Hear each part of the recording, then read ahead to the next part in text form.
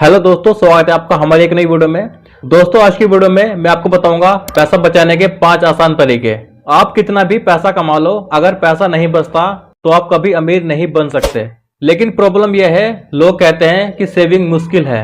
आज मैं आपको बताऊंगा पैसा बचाने के 5 आसान तरीके और कैसे वही पैसा आपके लिए स्टॉक मार्केट में ग्रो कर सकता है। तो आपको वीडियो लास्ट तक देखना होगा, वीडियो को बिल्कुल भी स्किप मत करना। चलिए वीडियो को स्टार्ट करते हैं। देखिए, सबसे पहले जानते हैं लोगों की समस्या क्या है।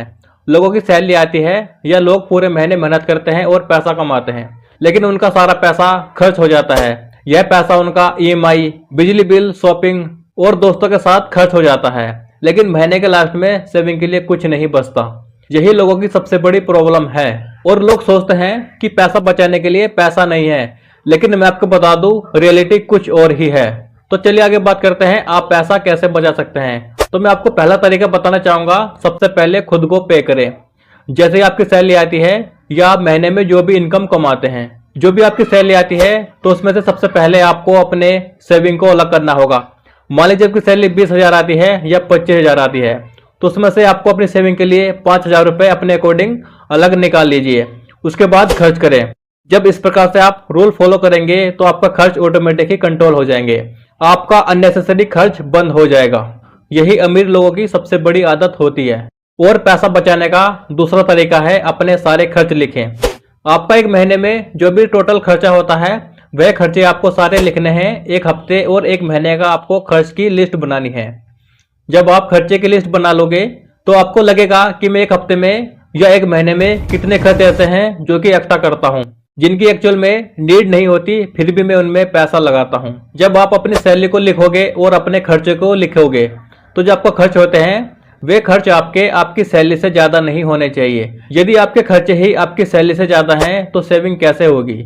उसके बाद पैसा बचाने का तीसरा तरीका है, small saving equal to big investment. छोटे छोटे पैसा बचाना सीखे। यदि आप डेली का 100 रुपये बचाते हैं तो यही एक महीने का 3,000 रुपये हो जाता है और 12 महीने का 36,000 रुपये हो जाता है। और यहीं पर ट्विस्ट आता है, यदि यही साल का 36,000 रुपये स्टॉक मार्केट में लग जाए तो आपकी ग्रोथ भी होती है और आपकी लाइफ का गेम भी बदलता है। उसके बाद चौथा तरीका है, सिप स्टार्ट करो। सिप का पूरा नाम होता है सिस्टमेटिक इन्वेस्टिंग प्लान। जिस प्रकार से हम हर महीने अपनी ईएमआई भरते हैं, ठीक उसी प्रकार से हम सिप भरते हैं। ईएमआई में क्या होता है कि हमें पहले सामान मिल जाता है, उसके बाद हम ईएमआई के द्वारा उस पैसों को चुकाते हैं।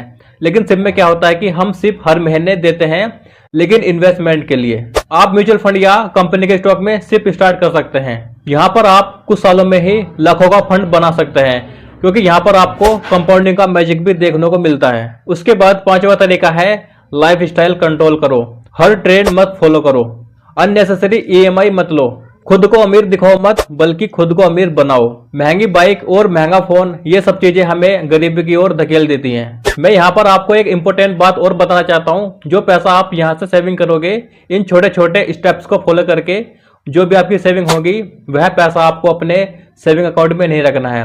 वह पैसा आपको म्यूचुअल फंड में या स्टॉक्स में इन्वेस्ट करना है। यदि आप रिस्क नहीं लेना चाहते तो आपको म्यूचुअल फंड में अपना पैसा लगाना है। यदि आप अपने पैसों को बैंक में रखते हैं तो वहां पर आपका पैसा ग्रो नहीं हो सकता। यदि आप पैसों से पैसा कमाना चाहते हैं तो आप अपने पैसों को काम पर लगाए, क्योंकि इन्वेस्टिंग में हमारा पैसा कंपाउंड होता रहता है और कंपाउंड होकर हमें मिलता है। दोस्तों, ये 5 तरीके थे जिनका यूज करके आप सेविंग कर सकते हैं। और दोस्तों, यदि आपको यह वीडियो थोड़ी सी भी पसंद आई है तो आप इस वीडियो को लाइक करें और हमारे चैनल को सब्सक्राइब करें, क्योंकि हमारे यूट्यूब चैनल पर इस प्रकार की वीडियोज आती रहती हैं। आज की वीडियो में इतना ही। चलिए मिलते हैं एक नेक्स्ट वीडियो में।